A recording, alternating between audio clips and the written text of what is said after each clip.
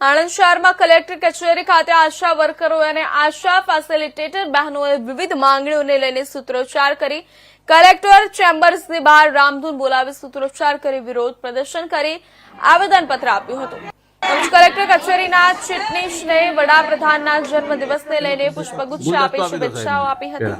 આણંદ શહેરમાં આશા વર્કરો અને આશા ફેસિલિટેટરોએ રેલી કાઢી કલેક્ટર કચેરી ખાતે જઈને સૂત્રોચ્ચાર કરી કલેક્ટરની ચેમ્બર્સની બહાર ધરણા કરી રામધૂન બોલાવી વિરોધ પ્રદર્શન કર્યા બાદ કલેક્ટર કચેરીના ચીટનીશને આવેદનપત્ર આપ્યું હતું।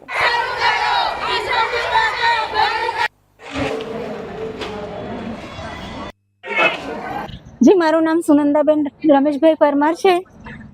अमारी खास आजनी मांगनी है कि आज अमे आनंदित है कारण के माननीय मोदी साहेब श्री ने आज बर्थडे है तो अमे माननीय कलेक्टर कचेरी आया है અને સાહેબને ફૂલોના ગુલદસ્તાથી અમે શુભેચ્છા પાઠવી છે। તો અમે માનનીય મોદી સાહેબ શ્રીને એવું કહે છે કે ભારતની દીકરી ગુજરાતની દીકરી તમારા આગળ નમ્ર વિનંતી કરી રહી છે કે અમને સમાન કામ અને સમાન વેતન આપો।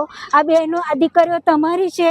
દીકરીઓ પુષ્કળ મહેનત કરે છે, રાત દિવસ જ્યારે બી ફોન આવે એમરજન્સી સેવાઓ ગમે તે આરોગ્યનું કામ હોય આપણી આશા વગર પેટ્રોલની 108 છે।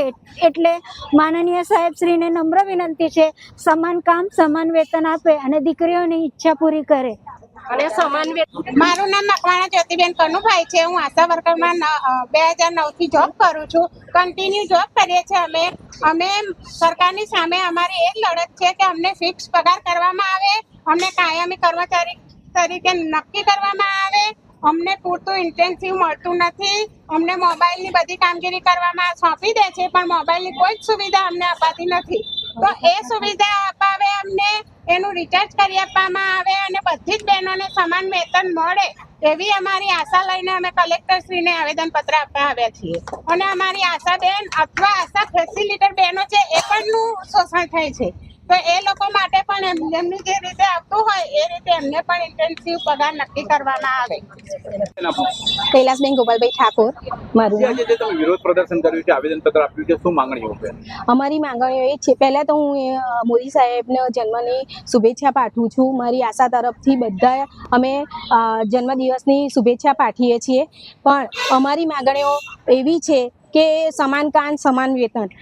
બીજી માંગણી એવી છે અમારી કે જે ટેકોની કામગીરી છે એ આશા બહેનોને મોબાઈલ આપેલા નથી, તે એ મોબાઈલ આપે પછી અમે ટેકોની કામગીરી કરવા બહિષ્કાર નથી કરતા પણ અમને કંઈ તાલીમ મળી નથી। એ તાલીમ અપાવે પછી અમને મોબાઈલ આપે કારણ કે જે ગરીબ બહેનો છે એમને, જે ગ્રામ્ય વિસ્તારની બહેનો છે એમને ટાવર છે એ પકડાતું નથી। એ બહેનો કેવી રીતે કામ કરે અને અમને દબાણ કરે છે કે તમે ટેકોની કામગીરી કરો।